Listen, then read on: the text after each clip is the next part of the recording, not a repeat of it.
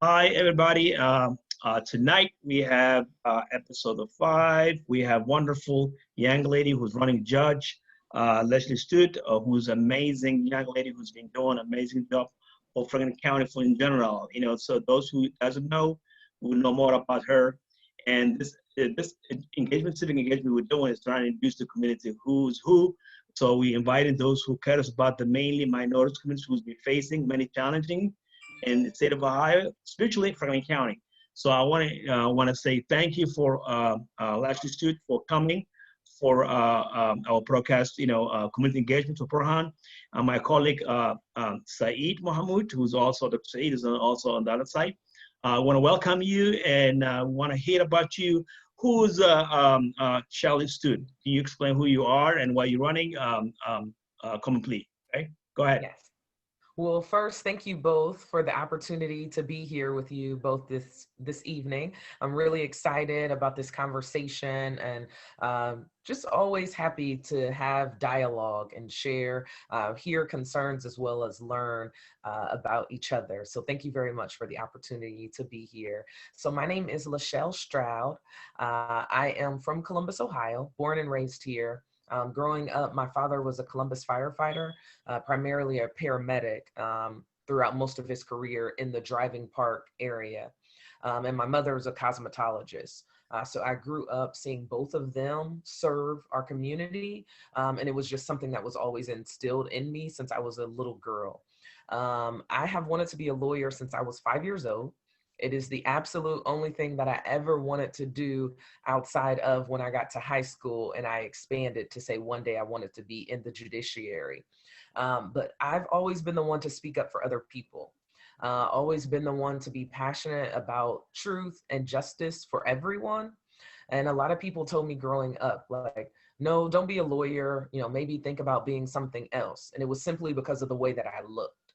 And I was very aware of that. And my family always encouraged me and made sure that I went to different programs to learn more about the law and how I could become a lawyer. And then when I was in high school, I met a judge here, and she was actually a judge in the same court that I work in now, domestic relations and juvenile court. And I went down to the courthouse, observed, and that's when I saw, judges in the courtroom and said, one day I'd like to be a judicial officer. So I went away to Kentucky State University for undergrad, came back home, went to the Ohio State University for law school. And the summer after my first year, which was 2000, I actually interned with the same judge that came to my high school. And I worked with her day in and day out all summer. And that, for me, ignited the passion to want to work in domestic relations and juvenile court. So throughout the past 20 years, I've worked in every single area of our court on both sides. I have been a litigator as an assistant attorney general, traveling all around Ohio, handling bench trials, jury trials, arguing before the Court of Appeals, as well as the Ohio Supreme Court. I have been a staff attorney for a judge in general division. I've owned my own law firm, representing parents and children in domestic relations and juvenile court, and worked for a private firm. And then 7 years ago, I was appointed to the bench in domestic relations and juvenile court as a magistrate. So every day I preside over cases determining if children have been abused or neglected, if they should be removed from their parents' home, what their parents need to do to get them back. And I also handle delinquency cases, which would be like criminal cases if the youth was an adult. I also work in our human trafficking dedicated docket for youth who are the victims of human trafficking, and represent our court on national levels at court conferences to make sure that we're on the cutting edge and expanding equal access to the court. 3 years ago, I was promoted to be the lead magistrate. So now I preside over, over all of the juvenile magistrates and our support staff. So I am running for judge for a newly created seat in domestic relations and juvenile court.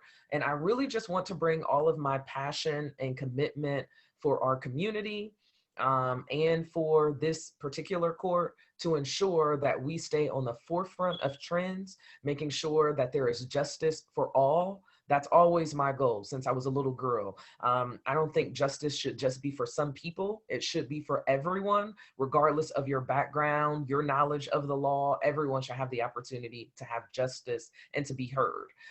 So I believe that my experience, my community commitment, and my passion has brought me to this point, and why I believe that I'm the best person for this seat. So I'm asking that everyone stand proud with Stroud and vote me for judge. Thank you, thank you, thank you. Appreciate it for that speaks itself because somebody who has done an amazing job. It shows itself. That shows your resume, capability doing, reaching out, and shows that we need more diverse judges in the courtroom. Because I have myself three girls and one boy, and I want to see my daughter had somebody who looked like them in the court. So I appreciate it for you because that's the space we really need to fill those spaces. Somebody who look like us, who really, because if you look at the court system, when we go there, mainly people who go on criminal, who's going difficult, people who like me and you. So and those who are the judges, they don't even understand the culture and in terms of, the stuff we're dealing with, and especially, injustice that today is happening around the world. So I want to say thank you for your leadership because this is something we need. So I want to welcome Saeed, Dr. Saeed. Can you go ahead and share with Michelle? Thank you for having me, Burhan, and thank you for nice to meet you, Lasheyl. It's just been incredible hearing that the history of Lasheyl, that she's worked hard for juvenile justice. I think it's so great to see diversity and how she represents for Franklin County. That's very proud. I'm very proud of you doing for good work. You know what I mean? And I'm a public health. I started my public health for a long time, and I've been working for community for almost 10 years now in home care setting. And I've been working for hard with the Burhan and just to make sure the community awareness and work through with the community what they need to have. And I really say today that Burhan has done a good job for doing together, make it possible tonight to meet one of a wonderful running judge. So we are all behind you. We endorse you 100% behind you. And I was reading your profile this morning. I've been seeing that you've been actually working on end school prison pipeline, which is really very important to end that, which is really very important issue about it because our juvenile needs to have the proper advocate for that thing. I'm also impressed with that, the program you're working on that, and also human trafficking is another thing, which is really a big issue on it. I think I'm so proud of you. The community needs to hear that someone like you about saying being represented for the court. You know what I mean? So it's wonderful tonight, and I'll welcome to the community. And tonight a lot of people are hearing us and looking at us, watching the podcast tonight. They will be able to get more information from you. Thank you, and I wish you good luck. Thank you very much. I appreciate it. Lasheyl, thank you so much because for me, I'm an advocate for criminal justice reform. I've been fighting this stuff for a long time because, I have a son myself who's 16 now.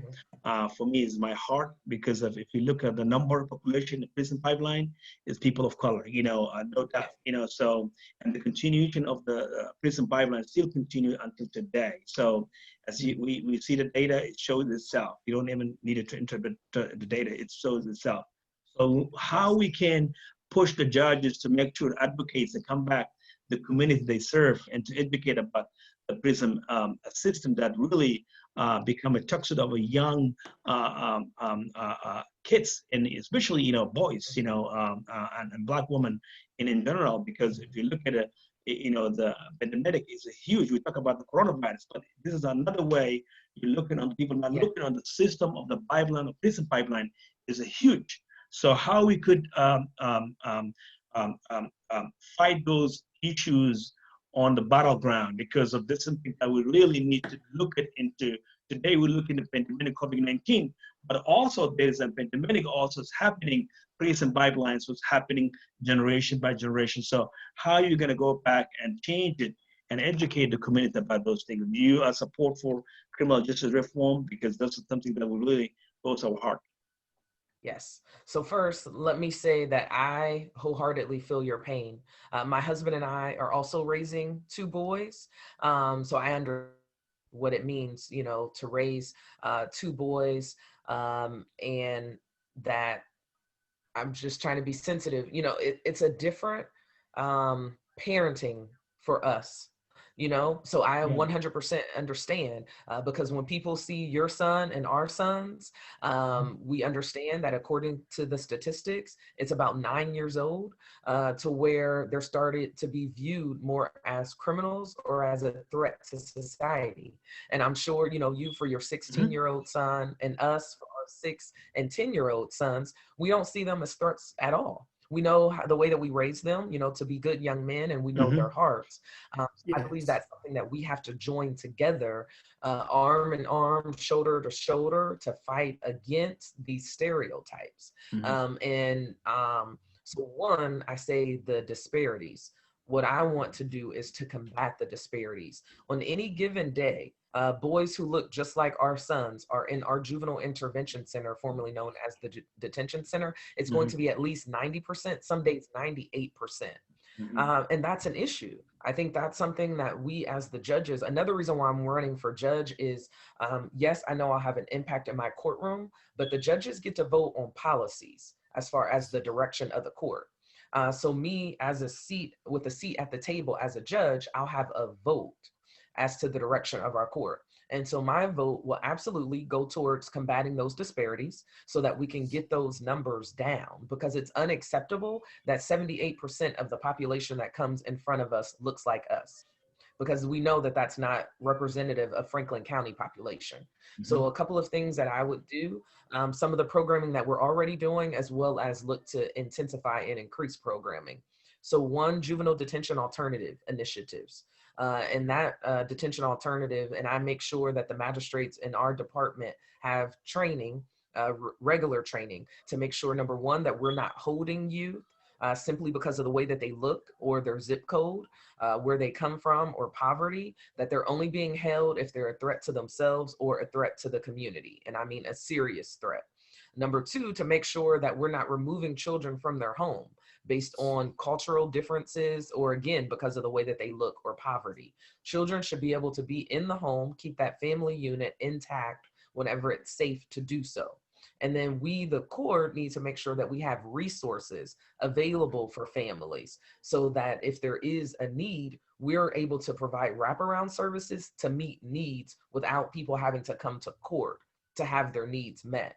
But I do believe that the court, once we know that we have these issues, should make sure that we have these resources available. So one program that I'm working on now as a magistrate that I would want to continue to work on as a judge is the Family Stabilization Unit. And that's in partnership with the Franklin County Department of Job and Family Services. And it's a hand hold, not a hand off model. So if a family needs services, whether it's for food or housing, whatever the services are that they need, match them up with the Family Stabilization Unit without them having to continue to come to court to meet their needs. I mean, I have youth who come in front of me for like theft cases, and I'll ask them, you know, what happened? And they'll explain to me, you know, I was in a department store and it was underclothes that I stole. And we're not saying that we excuse that behavior, but if we ask the right questions, we can find out why and how they got in front of us. So if a child is stealing because they need proper undergarments to be able to go to school, we should be able to help to meet the need and not penalize them for their action, because at the end of the day, they're children. And I believe as a community, we should work together to get their basic needs met without penalizing them. So that's where my heart is. I grew up in the Linden area, 43211. And year after year after year, that's one of the top zip codes for the families that come in front of us.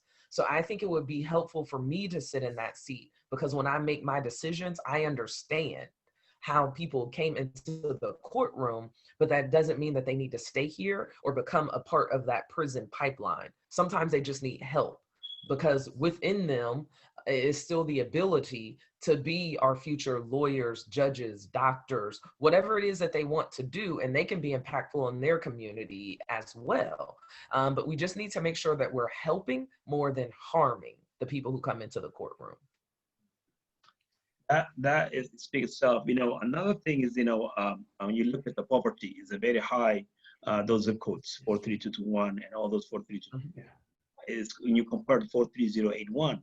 I do the comparison zip codes sometime. It shows that high poverty on those areas, but also we have big issues called mental health is another issues that our people Yes. of color dealing with. Because Yes. a lot of young male, female experiencing in a house that has severely, economic poverty that creates a lot of unstable, and so Yes. it's not only those people shoplifting, but what make these young people to become a shoplift? Those questions I always ask people. They don't just go there and ship because they want to be decent life because of poverty is a high crime of all those zip codes. So Mm-hmm. well, in the judges in the perspective, they don't look at pieces because they always interpret the law based on what they see shoplifting, but they not emphasizing systematic issue of poverty and mental health. Or if you become a judge, how are you going to evaluate those issues, especially mental health? Highly people incarcerated and dealing with a lot of anxiety, mental health, and depression. Name it. We all have family, friends. All of us deal with Yes. it. All that stuff. Mm-hmm. I do agree with the Burhan, brother Burhan. The things happening in our communities is profiling. You can see our kids going to the store, and sometimes security guards profiling them and looking after them. That's actually is not fair. It's not a justice that. It's not fair that we security guards staying in the storehouse and looking at this, looking at the kids that come to the store.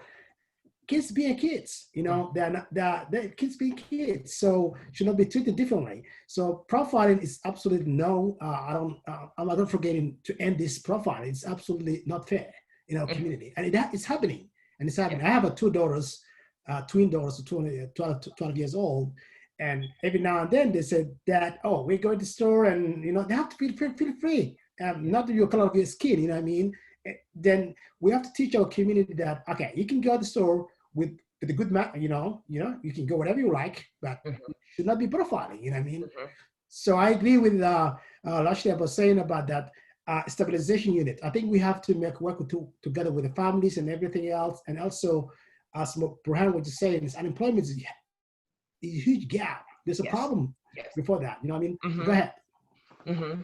So I agree. I mean, I think when it comes to racial profiling, we have to admit that it exists, right? So there is systemic racism in the system that led to these disparities that we have. That's number one. So we have to acknowledge the problem so that then we can work together to try to solve the problem.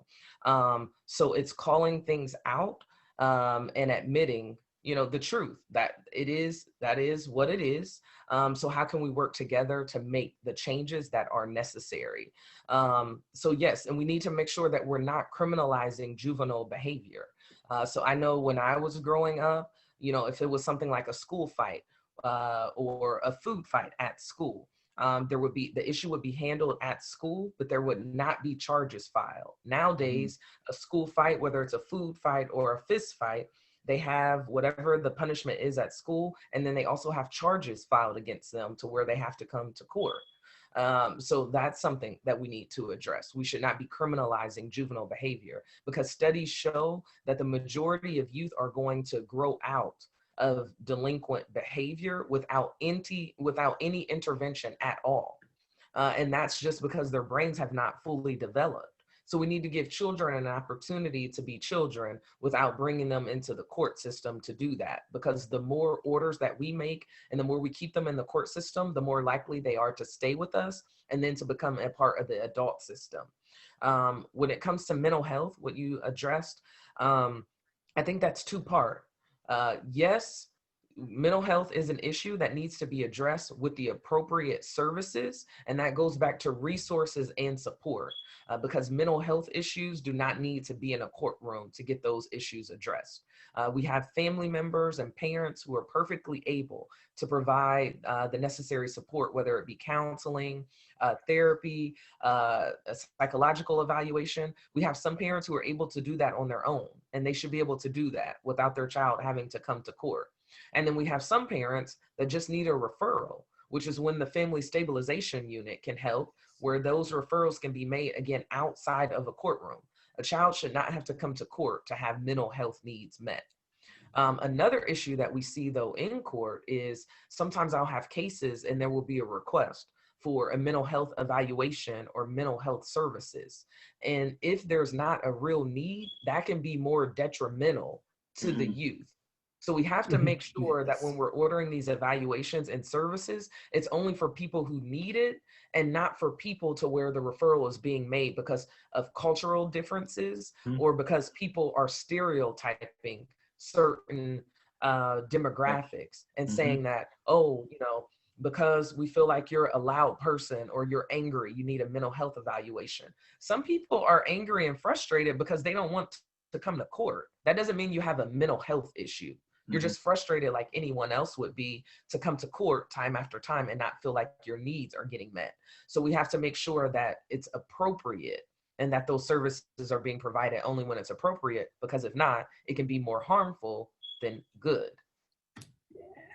Yeah, I mean, I really appreciate it because, you know, for me, I'm an advocate for many, many years, many issues, you know, because of when I look at on the data itself, especially juvenile, mainly for people of color, you know, in terms of lack of resource, inequality, all those, you know, combined itself, because you have a family who dealing with so much systematic for lack of resource, you know, a lot of issue crime.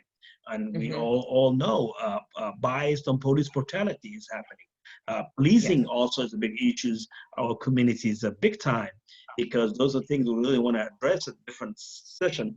But this is something that we're seeing to be criminalized much easier for you if you're a Black person to the white Caucasian, you know, because simply because of the way you look. I mean, and that could be and on you, especially economic impact, especially when you come to court. You have to hire a lawyer and pay lawyer.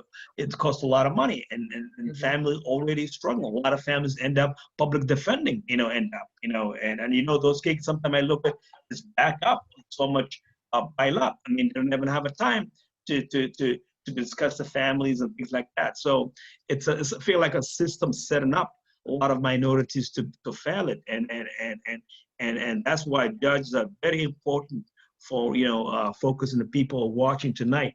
Please vote, you know, judges, because in my heart goes, because we need those judges who look like us, who care about the community, who are coming from the community, who understands the community needs, because you live in with the community and you're seeing the social issues that's happening in your community, so you could be advocates and bring it to the table, because when you're at a table, you'll be the menu. So I want to say, Lasheyl, for your advocate for many years. You know, another thing I want to mention is domestic violence, and it's a big issues as well. So trafficking, you know, is also another big issues. You know, and especially people of color. You know, but we're gonna wrap up. You know, I wanna say a few words, Lasheyl.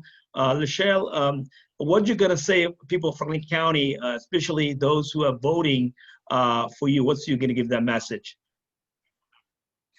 My message to all Franklin County voters is to please stand proud with Stroud, vote Stroud for judge, knowing that you would be voting for a candidate who is credible, committed, and compassionate. The only candidate in this race to be highly recommended by the Columbus Bar Association, the Central Association of Justice, as well as the preferred candidate as voted by the lawyers. I'm also the only candidate that is screened for all of the bipartisan unions and organizations. They all endorse my race over my opponents.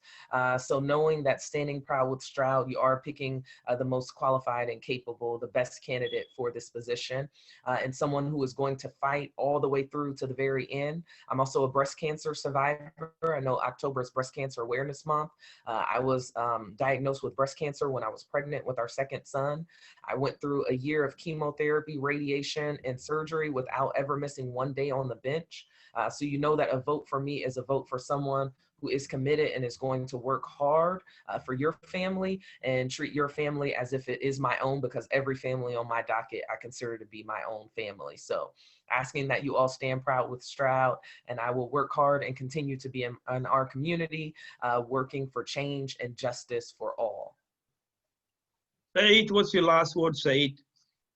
Finally, I will say that let's stood up tonight and support our beautiful candidate tonight. So let's support and endorse our Lasheyl tonight.